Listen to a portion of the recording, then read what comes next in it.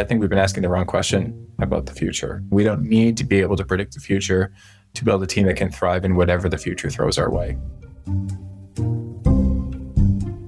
Welcome to Design Nerds Anonymous, the podcast that sparks curiosity at the intersection of business and design. I'm your host, Amanda Schneider, founder and president at ThinkLab, speaker on TED.com, and now author of Work for What's Next, published by Wiley. Now, this season of the podcast is built around the core shifts inside this new book. And today, we're diving into one of the most foundational, trust and connection. We're connected more than ever, yet somehow we feel more disconnected at the same time. My guest today is Eric Termuende, a best-selling author and keynote speaker who's delivered more than 500 talks around the world on leadership, culture, and the future of work. After stepping onto that many stages, as you'll hear in his interview, we asked Eric what questions he hears again and again. Here's what he said. How do we build trust when it's been lost? Are we supposed to be in the office or not? And how do we lead when we can't see around the corner? So in this conversation with Eric, we'll explore why trust can't be rushed, why authenticity is more nuanced than ever, and how to build teams that are ready for whatever comes next. And yes, we even talk about what gas station sushi has to do with trust. All right, here's my conversation with Eric Termuende. All right, well, let's dive in here. If you could just start with your name, a little bit about you and the work you do, and maybe one word to describe the future of our topic today, which is trust and connection. Thanks for having me. My name is Eric Termuende. I am a researcher and keynote speaker on all things leadership, culture, and the future of work. I spend my time working with category leading organizations and then advising them on how to navigate the conversation that effectively we're having today. And given that our conversation is around trust and connection, the words that came up for me as I was reading the book, as I was sort of doing my homework, as I was preparing for today's conversation, is slow and then fast. Ooh, tell me what you mean by that. I think trust and connection, you can't take shortcuts. I think that it takes time, and it's good time that needs to be taken to build the foundation of the highest performing teams as the world continues to be more uncertain and changing faster than ever before. I think in order to speed up, first we have to slow down, build all the things that we're going to be talking about today, and then accelerate into the future as uncertain and as unknown as it might be. Mm-hmm. Well said. Well said. And I'm excited to dive into that a little bit more. So this whole season is about launching my new book, Work for What's Next. For our listeners, when Eric says he did his homework, it's because I sent him advanced chapters of our chapters on trust and connection. 10 out of 10 would recommend. I'm going to cut you off on because I've been loving the homework and can't wait to get a physical copy myself. That's awesome. That's awesome. And where I hope this book goes is I want it to kind of show a new viewpoint that once you see it, you can't unsee. So as we talk about these chapters on trust and connection, Eric, I know you are well-researched on this, well-spoken on this. You take the stage for keynotes around the world. What is one core idea from these two chapters that kind of aligns well with the work that you do, and how would you build on it?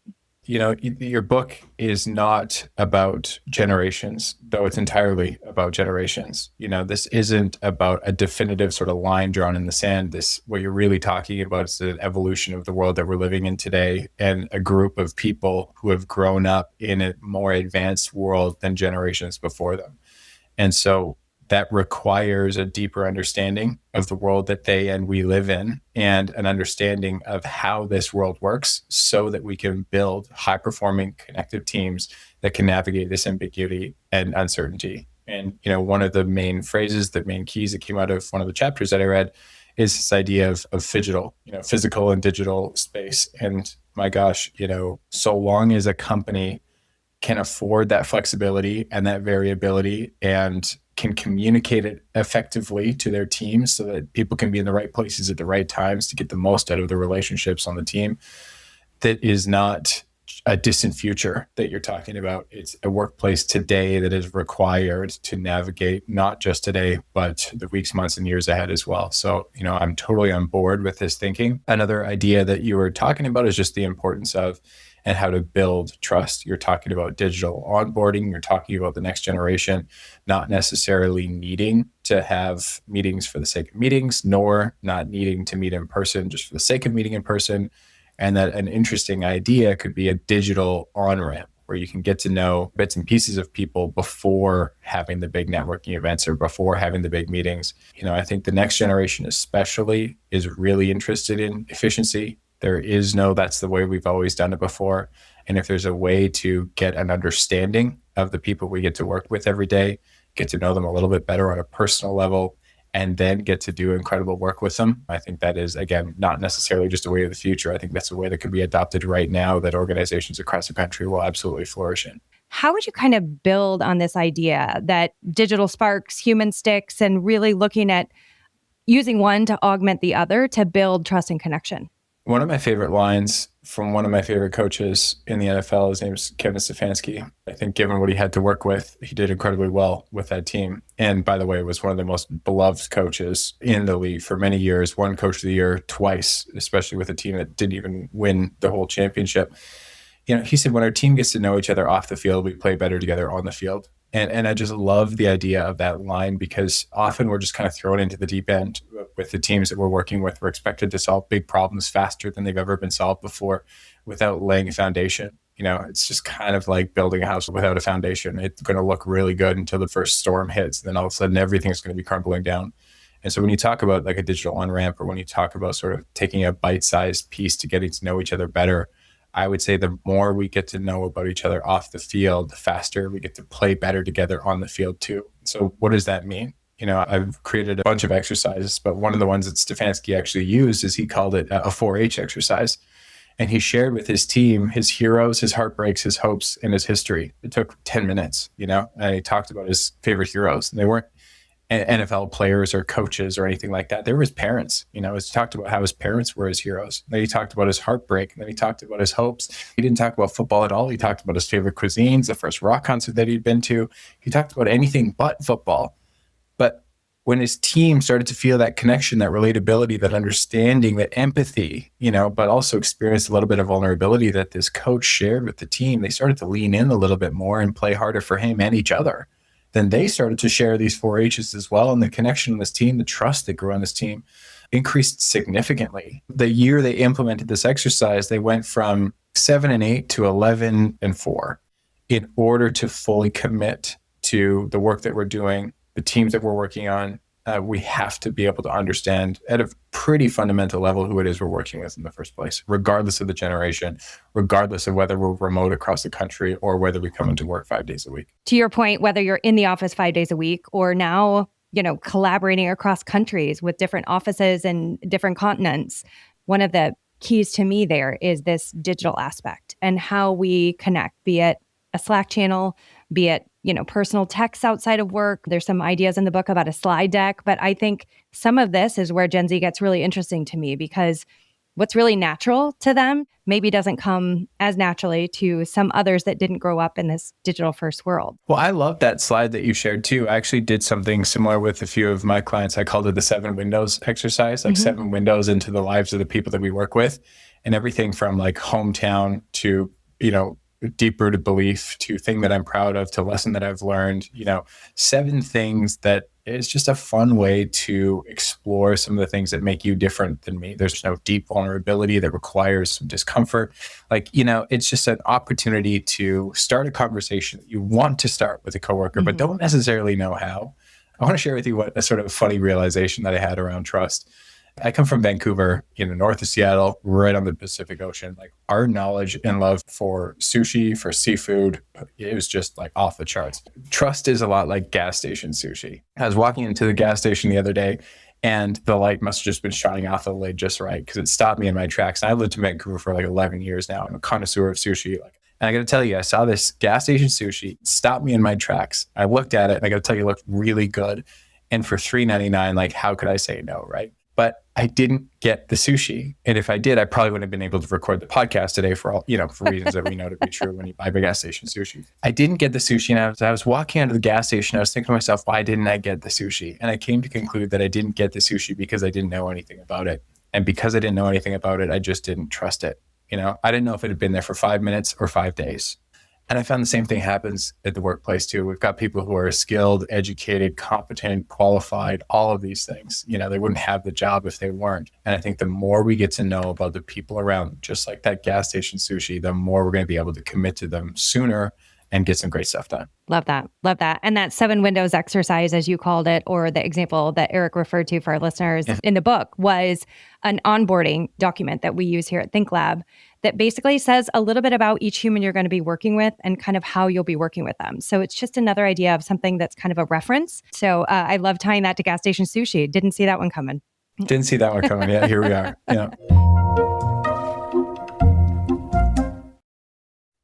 I'm so proud to introduce Mannington Commercial and Cindy Coffin as a Season 10 sponsor of Design Nerds Anonymous. Mannington and Cindy herself have been alongside me, not only in the research, but also in the writing of this book. Mannington Commercial has been a longtime sponsor of DNA. And one of the reasons I'm so proud of that is because DNA is the voice of our industry. I'm so thrilled that you've been a partner for so long on DNA. What are the changes that you think people are struggling to solve? It's a tough time to be a designer because you're dealing with a lot of information, but the responsibility lies on the shoulders of our industry for a great deal of what our future as a civilization looks like. What is Mannington Commercial doing to really address some of these challenges? We are committed to being fully transparent with everything that we do and the way that we do it. So that transparency really supports designers having access to all of the information that they need to make the right decisions clearly and plainly and transparently as possible. If you could invite our podcast listeners, what would you say to them? I think human beings are the differentiator. So I invite you to connect with a Mannington Commercial rep to learn more, not just about our new products, but how we think and how we show up for you as your design partner.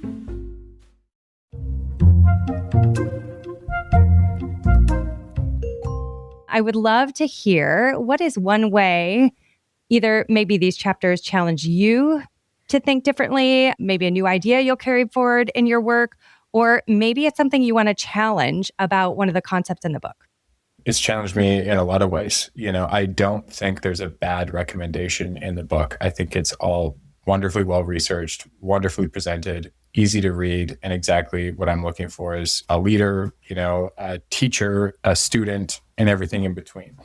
There is something that's come up for me though, and so I've done probably 550 keynotes or something like that, so hundreds of thousands of people. And one of the challenges that I'm working through always is to make sure that there's a universality to my message so that someone who's a first-time leader or maybe a first-time frontline employee, but also someone who's in the C-suite, everything that I'm sharing is in some way applicable. And I think the book has that. I also have been hearing the word authenticity and authentic thrown around a lot lately. In fact, I think it was like the word of the year in 2023 or 2024. And I think that there's a lot of well-intended meaning behind authenticity. I also think that authenticity can be very dangerous, and I don't think that authenticity or being authentic is necessarily always a good strategy. If it was, I would probably worn PJs and not shower this morning because authentically I wasn't really feeling like getting out of bed. But that's not going to be the right approach. I also think that if someone is 20 years old and new to the workplace and says, oh, my cat was sick today and I didn't feel like getting out of bed, and like, that's just me, honestly, authentically, that's how I'm feeling today. I think your leader, whoever he or she was, would tell you, come on, kid, let's get to it. Meanwhile, if you've got a 60-year-old, veteran leader who's gained the trust and respect of his or her team, it is, look, I'm having a really bad day. I just want to share it with you guys. I want to work through it together. I think that would be received a lot better. And so the conversation that I would love to have with you is a conversation around trust, is around authenticity, and is around truth. So my question for you is that in the workplace, as we're looking to build great teams that are multi-generational, multidisciplinary, and cross-functional as we navigate this future of work, when do we need trust? When do we need honesty? And when do we need authenticity? I think one of the things that this book is designed to do is really trying to spark these conversations across generations. Let's say for a baby boomer, that authenticity doesn't come naturally. They think about polish, they think about professionalism, they think about maybe separation of work and life. The fact that we can put words to this and have these conversations about maybe how one end of the spectrum can be a little more authentic and one end of the spectrum may have to edge into a little less authentic. And I think that there's a piece of this that relates to companies as well, not just about individual authenticity, but authenticity of those brands. When we talk to our Gen Zers in our Think Lab research, and again, Think Lab's main work is around architects and designers that select product. And when we talk to them about what they're missing from brands, one of the most common things that they're saying is, save me from myself. Like, stop trying to be so polished where you airbrush the seam lines and the wallpaper out of the image. Like, you're actually doing me a disservice by not telling me what that's going to look like. And now I look stupid in front of my client. So what they're craving from brands is that authenticity of, show me the good, the bad, and the ugly, because I'm still going to specify your product. I'm just not going to specify it in a wrong way, which is going to be a better experience for you and me. Where's the line in that then? Because let's just be honest, and I'm not picking on anyone in the industry or anyone in any industry. It's not always wonderful behind the scenes. Where do you draw the line in that, like, the team behind me, we're in shambles right now, but like, I want to be authentic, or like, our company is, we're really close to filing for bankruptcy. And if we don't get this deal, we're in big trouble. Like, there's the positive side of it too. But then, like, where do you draw the line in like the truth of what's happening behind the scenes? To me, it depends if that helps them do their job or adds noise. Okay. So what is noise? Yeah, I agree with you, but I think for the sense of clarity. Let's go back to your example of the baby boomer sharing that he's having a tough day, right? It probably helps everyone do their job and work together as a team if he shares that he's having a tough day, because maybe it means that big thing that would have caused him to blow up that they decided to save for tomorrow because really it can wait. Maybe they didn't put on him. Let's take your example of the bankruptcy, right? Yeah. Bankruptcy, probably isn't going to help that client make a decision. If anything, it's going to guilt them. It's going to add this noise that's not really helping them do their job. It's adding more weight. So to me, if authenticity helps everyone be better as a team, helps the business, maybe it's a good idea, but it's not an always thing.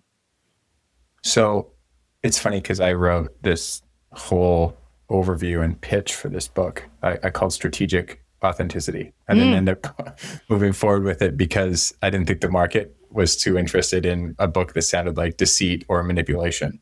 Yet what you're saying could be misconstrued as, deceiving a potential buyer, deceiving a client, or deceiving a potential employee if you're strategically authentic about what makes us sort of look better. Is there any sort of clarification? I'm just curious on your take on this, because again, there's nothing I disagree with what you're saying, but I just think this is such a rich conversation because I think there's too many people in the market today that have blindly accepted authenticity, as an entire blanket statement. And again, this is from buyers, this is from customers, this is from employees. How do you think about this, conversation and where the line is? Because you said it's whether or not it helps the company. I'm just trying to understand, even on a personal level, where that line is for me. So that I'm not manipulating, I'm not deceiving. It's a fair question. It's interesting because I've spoken at a lot of design schools that are really struggling and actually ask me a lot of those same types of questions, right? Because they don't like this idea of you have to not wear your pajamas to school and you have to be professional, right? They're really struggling. I just did one 2 weeks ago and they were really struggling with this, like, but what does that mean? And is that real? Because they are so anti this poised, polished kind of social media. Like, I'm going to put out there only what I want people to know of myself. They really want that raw authenticity and they kind of want it all. But again, I think this is not about abandoning what one generation wants so that the other gets what they want. I think that the sweet spot to me comes somewhere in the middle. I don't think we can go to either extreme, as much as I would love to say, sure, let's be wholly authentic. Let's put everything out there. Do not polish anything. Let's do it. It gets really weighty. And I think that if we look at what the world needs now, one, ain't nobody got time, right? That is the biggest scarcity that's out there, is nobody has time. And part of managing your time today, and what Gen Z is also so good at, is also managing their energy. So I think, a good, gut, if you're just asking me personally, is that adding weight or removing friction? If it's adding weight, to me, it's going to be something that's just what I'm talking about when I say adding noise. That could be emotional weight, that could be time, that could be tension, that could be pressure on a coworker or someone else. If it's removing that, helping that designer make a better decision, helping save them from themselves, helping save a blow up from a senior manager who is just at his wit's end for that day, then I think that you should move forward maybe with a little bit more authenticity, if that's a word. I think that's such a great answer. And I'll tell you why. Number one, I agree with it. But number two, it gives something actionable for us that are listening. Is it adding weight or is it removing friction? And that is such an awesome filter question that I certainly can apply post this conversation to say, okay, this is my metric. Is it adding weight or is it removing friction? And I just think that's such a great takeaway. That's a filter for any decision we're trying to make as we're moving forward. I love it. As we think of trust and connection, and maybe I'll start with this one as a dark side. My team, I built this company fully remote. That is not for everyone. It is a cultural thing we have all chosen, but I will say it is not right for every company. One thing about us, though, as you think of a fully remote company, is I am closer to the coworkers that have helped me build this brand and still continue to work at it than probably anyone I've worked with a physical office with. We all know each other so well.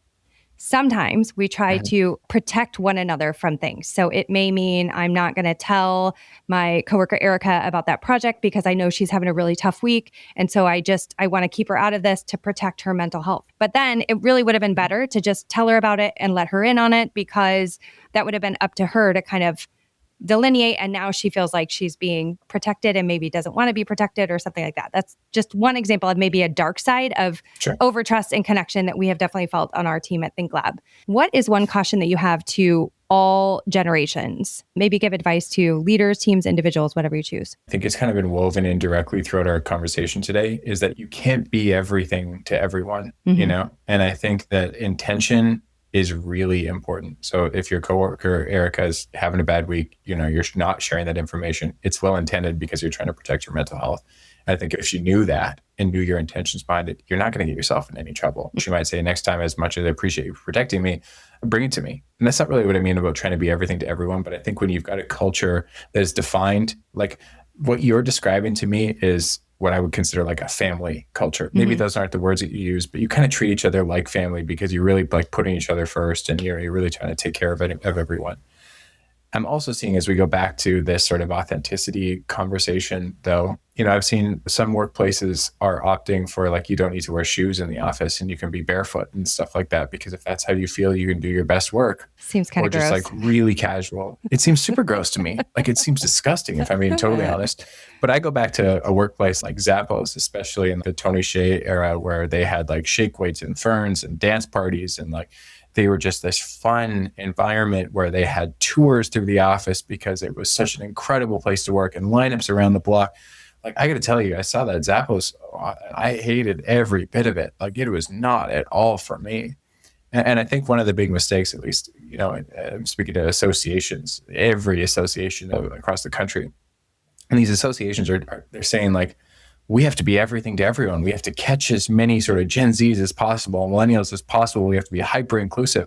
Like, yes, we have to be inclusive. And in my opinion, we have to be diverse, But at the same time, we don't have to have a culture. Pick one. If you want to be strict in your attire, you want to be strict on where you work, you want to be strict on your behaviors, you want to be strict on how you show up for each other. Like, I think that you need a diversity in people that believe in doing the same kind of work, the same kind of way. And I think that is the risk of this conversation. The dark side of this conversation is that when you try and be everything to everyone, we lose our identity, we lose, our spot on the map, and we just try and become everything that nobody ends up being happy with. And it deteriorates our culture completely by doing what you thought was the right thing and trying to be everything to everyone. I find it fascinating because I think these are the tensions of the times that we live in, right? If you get too focused on, our company is all women, it's not that we won't hire men. It's just kind of how it's worked out. And our culture is built around that. Our retreats, we typically stay to Airbnb. Everyone's drinking wine in yoga pants, stereotypically at night, and coffee and pajama pants together in the morning, and it's not awkward. But I think the tension is, if you get too defined, are you going to get, too stereotypical? We have to have, be inclusive this day and age. Like, what happens if you get too stereotypical? I'm asking you, like, you've got a wonderful team, you're remote, you enjoy the people that you work with, you do great work. So what if you get too stereotypical? What are you worried about? Not being able to serve your clients? I am not personally worried about it for the culture and the belonging of our team. But I think it does pose an interesting question, especially for a world that has been largely run by white males as the majority, and the world is constructed around them. Everything from health research that is done more on males than females to AI programming that doesn't recognize a Black person's face because it's been programmed to recognize white people. I think that in this era, the danger is continuing to create a world, especially as we create AI, that reprograms the biases in the world that we all live in. So I think the healthy tension is trying to be inclusive and create senses of belonging while also being, I guess we're back to the authenticity word, but like kind of authentic to who you are. There's a line in my TED Talk that says, I think in our world, in this future work world, we're stuck in this binary conversation. Are we going back to the office or is hybrid here to stay? As if it's an either or. And I hate that conversation because in my view, it's not going to be a binary decision. There are some companies, their competitive advantage will be like mine, fully remote and culture that can be built around values and talent you can retain because of the flexibility of remote work. It's not for everyone. Others, their unique competitive advantages, they're going to be fully in an office and they are doubling down and betting that culture can be built best in person. That could very well be true. Some people want to work for that. I think the majority of companies are going to exist somewhere in between in this tension that especially I think we as Americans like zeros and ones. We like zeros and ones. We want this or that. We don't want to think about that gray area, but I think the future of work is largely going to exist in that gray area. So I agree with you. And I would also say that flexibility is dying a slower death than it probably should. What I mean by that is I agree that flexible in terms of remote and in the office is a great opportunity. Not for everyone, like you said, there's wonderfully functioning remote companies. There's wonderfully functioning fully in-person organizations as well. What I would say is that the flexible, truly flexible, meaning you can come in for a few days whenever you want, I think that's going to die quickly. The reason it's going to die quickly is because if you and I are on this same flexible team and I come in on Monday, Tuesday, end up Zooming you or on Teams or whatever, from home, and then you come in Wednesday, Thursday, Friday, I'm at home or somewhere else. And, we end up Zooming each other for 5 days a week. What's the point in coming in? If we're not actually going to have the elements of the positive elements of coming to the office and having that social component that we were talking about. So I think flexibility in that regard will be gone sooner than we might think. But I do think the idea of what you're talking about, that Phygital sort of element is very, very, very important. See, and I think that flexibility in terms of the wild, wild west, I agree, will go away. But I think, the research shows people care more about when they work than where they work. And I think that is what will mature as this conversation matures, is how we, again, if I would do my best work at 4 a.m. and you do your best work at 10 p.m., how do we make this work? Well, we have agreed upon working hours that is between, X and Y, that is our collaborative hours, that everyone has to be available for the team. And then when you want to do your focus work, you do it at 10 p.m. and I will do mine at 4 a.m. And don't ask me to be functional at 10 p.m. I won't ask you to be functional at 4 a.m., right?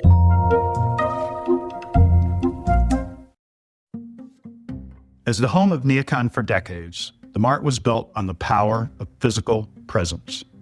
You came to Chicago, you walked the floors, you experienced it in person. That foundation still matters, perhaps now more than ever. But we've also taken to heart the reality that how people engage has changed. ThinkLab's data shows that one of the things professionals value most at NeoCon is CEU education. Today, many more designers are accessing that content through our digital platform, dramatically expanding reach while strengthening the in-person experience. That shift wasn't about replacing what worked. It was about building upon it. We believe that leadership in this industry means the willingness to rethink, to evolve, and to serve our communities in new ways. For NeoCon 2026, we've introduced several new product offerings, including Illuminated NeoCon, a show within a show featuring design-focused architectural and decorative lighting, and the NeoCon Collab, a curated, multi-brand environment that will create an elevated, inspirational experience in our 7th floor exhibit hall. And we're proud to continue shaping what's next, together. This season of Design Nerds Anonymous is supported by the MAV Group, an executive search and coaching firm in the design and furniture industry. I have personally seen how deeply they understand this community. Today, I'm joined by Angela Burke, CEO of the MAV Group. Angela, what are you hearing right now? Well, the industry isn't just changing, it's changing hands. And leadership development cannot be an afterthought. Across firms, manufacturers, and dealerships, seasoned leaders are planning for what's next, while emerging leaders are stepping into significant roles faster than ever before. Creative excellence doesn't automatically translate to leadership excellence. So here at the MAV Group, we help organizations hire exceptional leaders and coach them to drive lasting impact. Because what's next for this industry isn't only about design, it's about leadership. Learn more at themavgroup.com. The MAV Group, leaders for what's next.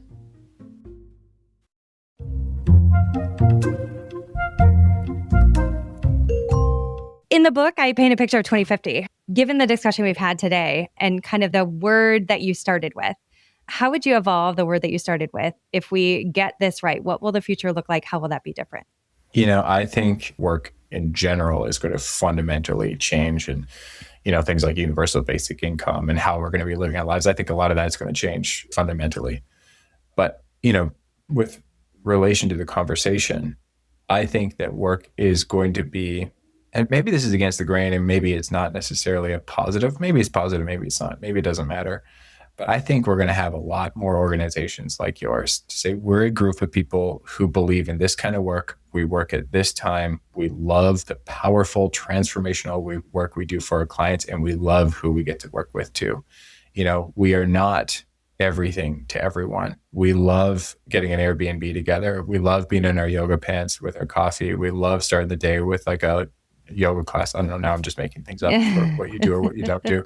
But I think that our teams are going to have this cohesion and this collaboration because they're a group of people, men, women, anything in between, who are aligned in how they do their work. They're aligned in why they do their work, and they're aligned in who they do it with. Now, they bring different backgrounds, they bring different characteristics, they bring different value, they bring different everything to it. And it's a mix of people that bring these values and qualities and beliefs to the team.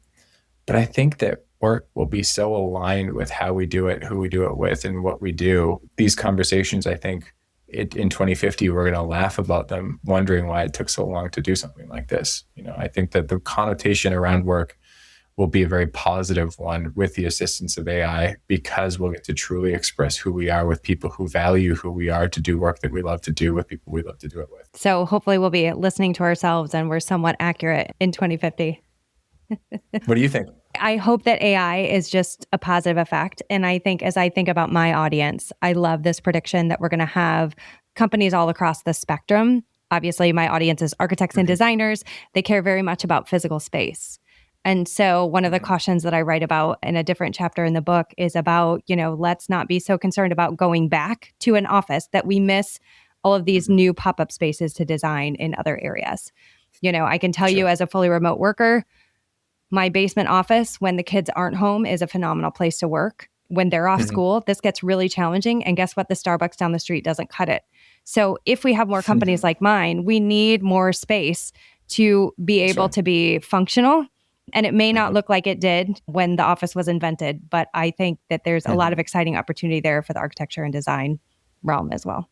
Totally agree. I'm a new dad. My 8-month-old daughter, who I love dearly, is the now most important person in our family, which means my office is no longer my office, and I'm in a different spot now. And I'm in a different spot now from then. And I'm working on that too. I'm working on my third space and trying to figure out a spot that's great for me. And I don't think that's going to change. No. Truly. And it's especially hard when you're a new parent. I will tell you, when I was a new parent is when I started this company, and I could not be in work mode when I could hear my children crying, regardless of who was with them, how well taken care of they were. Get it. Because they were the most important thing to me. And it just really shifted work into a second priority. So I had to leave, or they had to leave, one of the two. And really challenging, really challenging. I want to ask you one more question before we close out. And that's just, you travel all over the world. You've done, what did you say, 500 and some keynotes in recent years. What are the most frequent questions you get about the future of work? There's a lot of questions around trust when it's lost. How do you rebuild trust? in brand or in people. And my response to that is, I'll try and be as succinct as possible, but my response to that is, number one, is the trust lost with intention or was it by accident? And I think that really determines how you go about rebuilding trust again. Number two, I still think that largely across the country, we're still having the conversation about place. Like you said, are we working in the office? Are we remote? Or is there something in between? Another conversation that we're having is around generational stuff like we're talking about today. And my answer is the same as yours. I think the world is moving faster, and that's a more important conversation to have. How do we grow and change and relate to a world that has never been experienced before? And that's from every generational side of things. And number three, it's like, what is the thing that we have to do now when we can't see around the corner? And my answer, and maybe this is why we're having this conversation today, is that we have to build a team that trusts each other. The truth is, I think we've been asking the wrong question about the future. We've been asking, what does the future of work look like? And I don't think that's the right question to ask, because I have no idea what the future is going to bring. But what I do know is that if we can build a team that trusts each other, if we can remove friction, if we can continue to experiment, we don't need to be able to predict the future to build a team that can thrive in whatever the future throws our way. And that's the focus I think we need to be working on. Thanks, Eric. And thanks to all of you for listening. If there's one thread running through this entire conversation, it's this. We don't need to predict the future of work. We need to build teams that trust each other enough to navigate it. Trust isn't a soft skill. It's now infrastructure. And without it, it's more difficult than ever to scale. Next week, we'll turn to what happens after trust begins to take shape, how organizations recruit and retain talent in a world where loyalty looks quite different than it used to. I'll be joined by Grace Snelling, who covers branding, design, and cultural shifts at Fast Company, bringing a front row Gen Z perspective on how work and identity intersect. And Megan DeTrato, partner and co-founder of Toco Next, who spent more than 2 decades helping AEC firms rethink recruitment, succession, and next-gen leadership. And spoiler alert, Grace and I will be continuing this conversation live on stage at NeoCon as part of the Fast Company panel. And if you're not familiar with NeoCon, it's one of the largest design industry gatherings in the world. Together, we'll unpack why less loyal might be the wrong diagnosis and what's really driving how people choose where to work, stay, or leave. Now, if this episode sparked ideas for you, your team, maybe some way to interact with your clients, you'll find links in the show notes to pre-order the book. And if you're thinking about bringing these conversations into your showroom, maybe your broader client strategy, we'd love to explore with you how we can help with bulk orders, talks, or workshops. You can find that at the ThinkLab website, also linked in the show notes. So thanks for listening, and we can't wait for you to join us for next week's episode. Design Nerds Anonymous is a proud member of the Surround Podcast Network. Special thanks to our podcast production team, Rachel Senator and Rob Schulte.